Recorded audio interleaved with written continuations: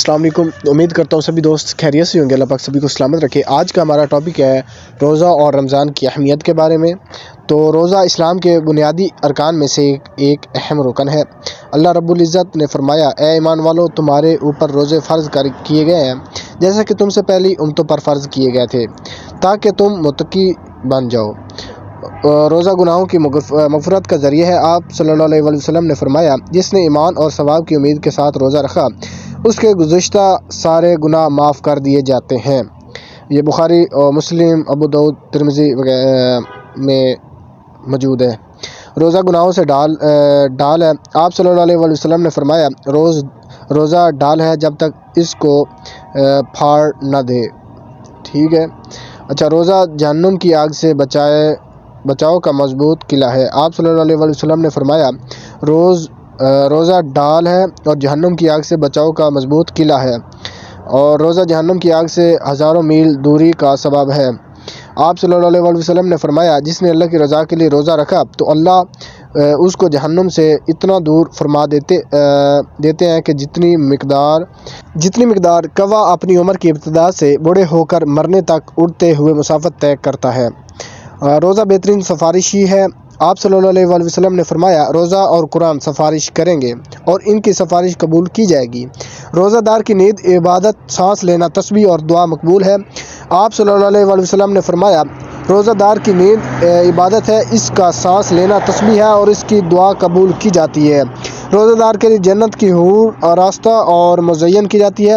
آپ صلی اللہ علیہ وسلم نے فرمایا کہ جنت ماہ رمضان کے لیے شروع سال سے اخیر سال تک سجائی جاتی ہے، اور حوریں بھی روزہ داروں کے لیے شروع سال سے اخیر سال تک سجائی جاتی ہیں۔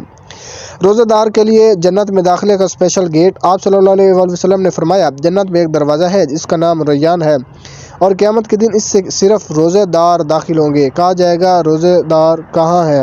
پھر وہ کھڑے ہو جائیں گے، اور جب روزہ دار اس دروازے سے داخل ہو جائیں گے تو وہ دروازہ بند کر دیا جائے گا۔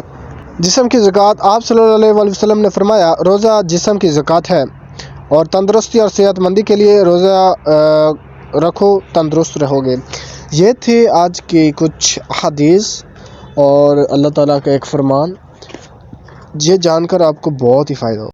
رمضان کی برکتوں کا اثر۔ حضرت ابو ہریرہ رضی اللہ تعالیٰ عنہ سے مروی ہے کہ حضرت صلی اللہ علیہ وسلم نے ارشاد فرمایا، جب رمضان کا مہینہ داخل ہوتا ہے تو آسمان کے دروازے کھول دیے جاتے ہیں۔ ایک اور روایت میں ہے جنت کے دروازے، اور ایک روایت میں رحمت کے دروازے کھول دیے جاتے ہیں، اور جہنم کے دروازے بند کر دیے جاتے ہیں، اور شیطانوں کو زنجیریں پہنا دی جاتی ہیں۔ یہ مسلم میں بھی ہے، بخاری میں بھی ہے، اور مشکات شریف میں بھی ہے۔ اور روزہ داروں کے لیے جنت کا خصوصی دروازہ ہے، یہ میں نے پہلے بھی آپ کو بتایا ہے۔ حضرت سہیل بن سعد رضی اللہ تعالیٰ عنہ حضرت صلی اللہ علیہ وسلم کا ارشاد نقل فرماتے ہیں کہ جنت کے 8 دروازے ہیں، ان میں ایک دروازہ کا نام ریان ہے جس میں سے صرف روزہ دار داخل ہوں گے۔ بخاری و مسلم میں یہ موجود ہے۔ اللہ پاک سبھی کو سلامت رکھے، اللہ پاک سبھی کو خوش و آباد رکھے۔